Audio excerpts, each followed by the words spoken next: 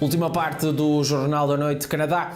Olhamos novamente para o Orçamento Federal de 2021.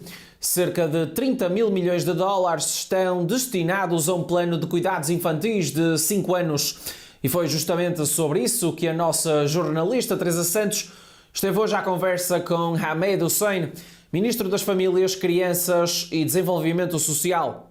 Ora veja. So Minister Ahmed Hussen, welcome to Correio da Manhã, Canada, and thank you so much for being here with us. You are Minister of Families, Children and Social Development, and you, as many other Canadians, have of course followed the announcement of the 2021 federal budget.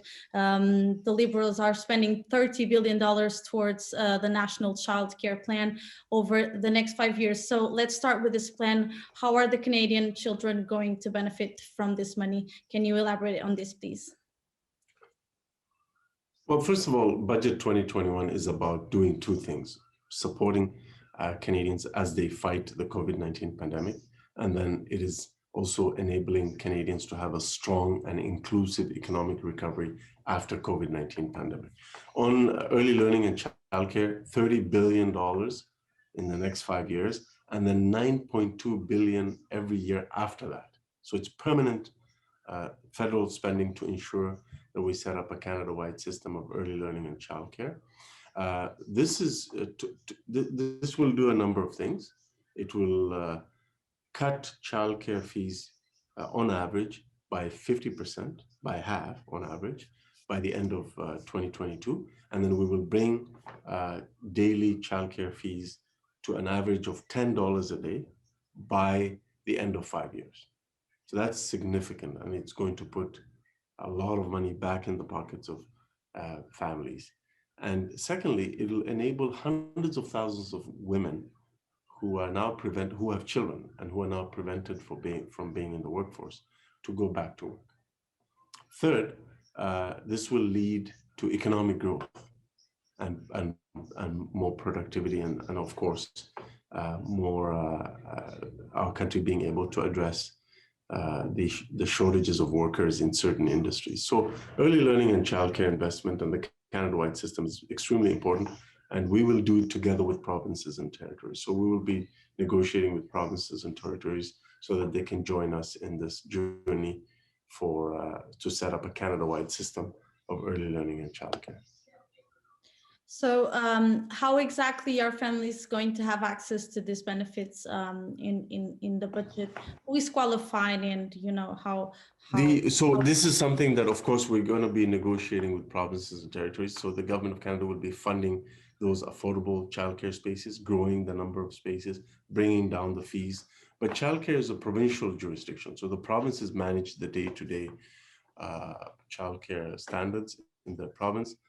We will do our part to provide the money that is necessary to subsidize those spaces so that the childcare fees can come down. The vision that we have is that every child in Canada, regardless of what part of Canada they're born into or what their household income is, should have access to affordable childcare. And when we say affordable, we mean eventually after 5 years to reach $10 a day childcare per child per day.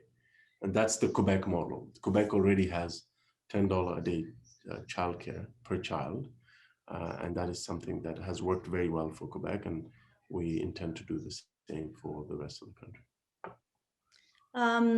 Minister of Finance, Chrystia Freeland, she called this budget on the child care plan, and I quote, a transformational social investment and a transformational economic investment. Do you agree with the statement? Absolutely. And not only is it socially empowering for women and children to have access, of course, women will be able to have access to affordable childcare. Therefore, they'll be able to go back to work. They'll be able to pursue their interest and their desire to rejoin the workforce. There's literally in Canada hundreds of thousands of women who are prevented from joining the labor market because of lack of access to affordable childcare. This changes that. This investment will enable those women to have access to affordable childcare. Secondly,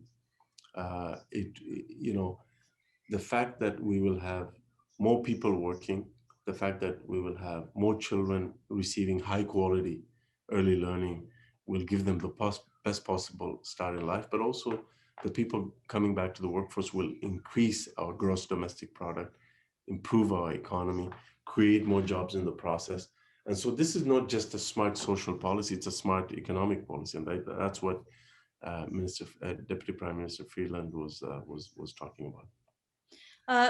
Freeland also said that there are other targeted initiatives for women entrepreneurs and low-wage families that will help women, as you said, to get back to the labor force. Do you know what initiatives is she referring to? Are these additional initiatives? Yes, so there's a number of initiatives that will benefit all businesses, but of course, including women. For example, we've extended the Canada Emergency Wage Subsidy to September of this year. That will help a lot of businesses be able to keep employees because we were helping in paying the wages for 75% of the workers in these businesses. So that keeps these businesses afloat. There's also the women's entrepreneurship strategy, which our government has been leading on for the last number of years. That continues. Mm-hmm. We're making investments to ensure that we renew the Canada Emergency Business Account, which is open to businesses to borrow money to be able to deal with the impacts of the COVID-19 pandemic. We know that women have been disproportionately impacted by the COVID-19 pandemic, and our measures have to ensure that women are also helped to get through this pandemic, whether they're women entrepreneurs or mothers with children who want to have access to affordable childcare, or women who want to have access to an affordable and safe place to call home. We're making a huge amount of investment in the Rapid Housing Initiative to support the construction of thousands and thousands of rapidly built affordable housing. And what about the senior community? Are they benefiting from this budget? What kind of support will they have? Yeah, there is more support for seniors, and we are the government that has made seniors have quicker access to the Canada Pension Plan. When we came into office, the age of eligibility for CPP was moved from 65 to 67. So that means seniors had to wait 2 additional years to get access to their own retirement money.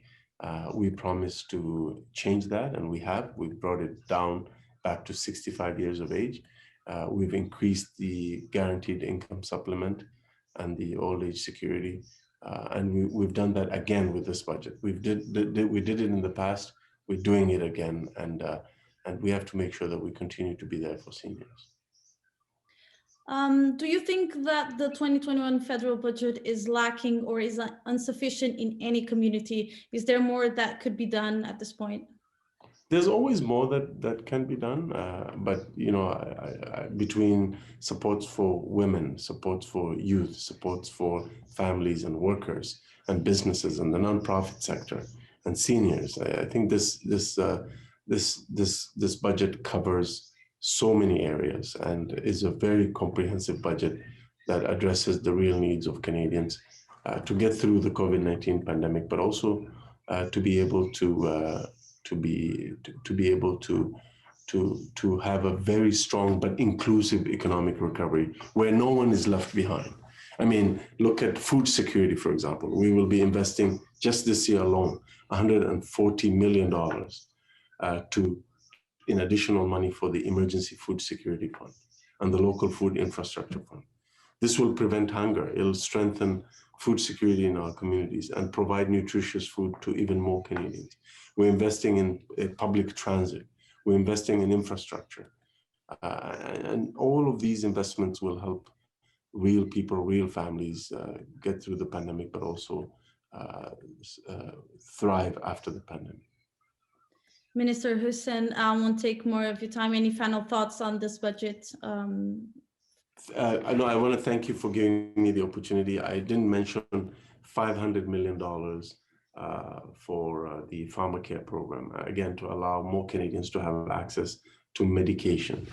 This is something that people have been asking for a long time, and there's a lot of support here to support Canadians and keeping them safe and healthy, and protecting our shared values, making sure that we keep our community safe, making sure that we respect our seniors and provide them with the supports that they need. $400 million to support charities and the nonprofit sector so that they can continue to provide supports to seniors and to the most vulnerable people in our communities. Minister Hussen, thank you so much for speaking to Correio da Manhã, Canada, and we hope you keep safe during this pandemic time. Thank you so much. Thank you so much. Muito obrigado.